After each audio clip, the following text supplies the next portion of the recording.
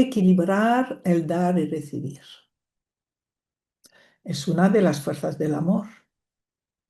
El primer gran constelador, que fue Pozor-Meninagi, hablaba de ganancias y pérdidas, de la necesidad permanente continua de el equilibrio entre ganancia y pérdida.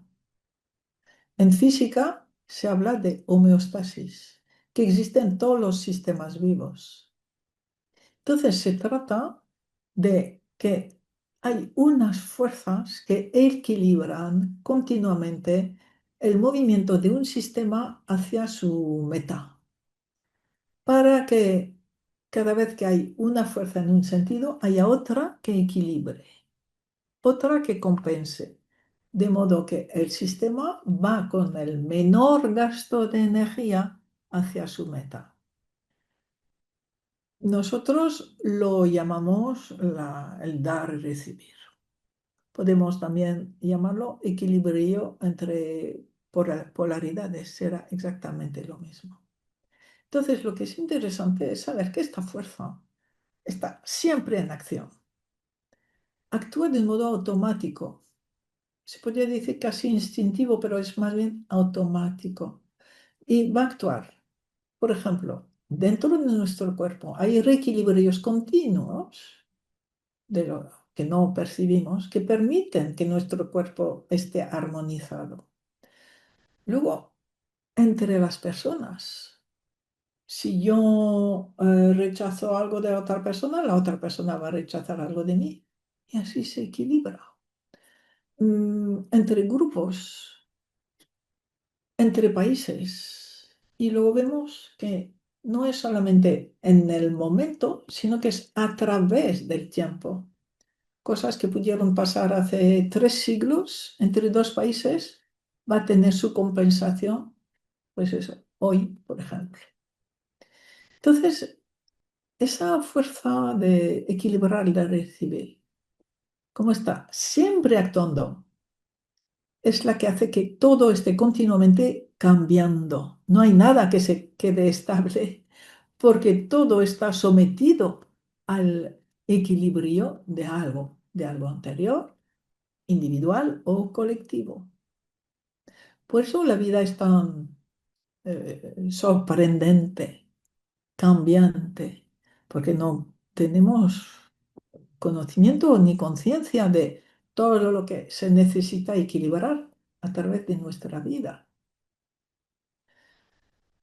Vemos que, por ejemplo, en la pareja, en el trabajo, muchas cosas incomprensibles aparentemente son el fruto de una compensación inconsciente o invisible, de algo que pasó entre los dos o de algo que yo estoy compensando con respecto a mis padres, mi abuela, y lo vivo con mis compañeros o lo vivo con mi compañero, ¿no? Vale. Entonces, eso es lo que hace que frente a todo lo que existe continuamente, todas esas reacciones que nos sorprenden de todos, de cualquier persona, primero es pensar, la está moviendo la fuerza de compensación. Y después ya podemos darle una segunda interpretación. Pero la primera interpretación es que lo que está haciendo es necesario para el equilibrio de algo del pasado. Por ejemplo, cuando alguien os roba dinero, el bolso, lo que sea, la primera reacción no adulta, no sistémica, es me enfado, qué malo es. No, primera reacción sistémica de adulto que lo ve todo, esta persona ha sido tomada por una compensación. Y allí podéis ver que esa frase suele aportar mucha paz cuando decimos, pensando en esa persona, ahora me doy cuenta del daño que mi familia habrá hecho a tu familia. Y ahora está todo equilibrado. Ya no hace falta más, ni venganza, ni pagar más. Y encontramos paz. porque hemos conectado con la misión real del comportamiento de esa persona. Luego podremos actuar y convendrá actuar al nivel de la vida cotidiana, pero la comprensión profunda es que todo sirve. Y esto nos ayuda mucho a observar todo lo que está ocurriendo, que no hay nada que no esté gobernado por algo anterior, equilibrando, imitando o pagando por. Y cuando alguien puede estar en el adulto que acepta, que entiende, que agradece las cosas como son, permite que el círculo vicioso, ¿no? de eh, pagar, hacer daño, pagar, así, se corte, se transforme en un salto cuántico, en un salto evolutivo. Y ya esa necesidad de repetición, que en otro lenguaje se llamaría entropía, que nos impide ir hacia la meta, por ejemplo, de la humanidad, que es ir hacia el amor en acción desarrollado, ¿no?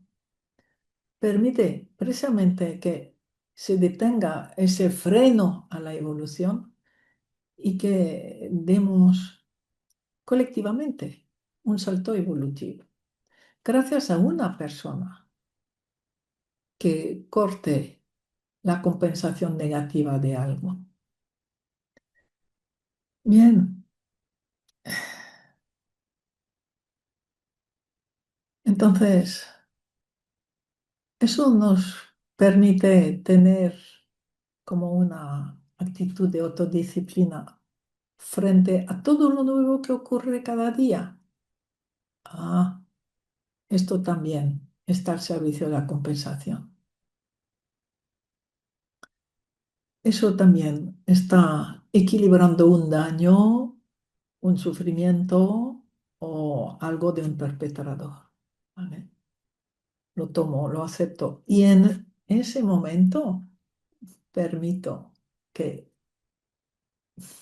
ese daño y su compensación deje de seguir su movimiento hacia los siguientes, deje de ser heredado.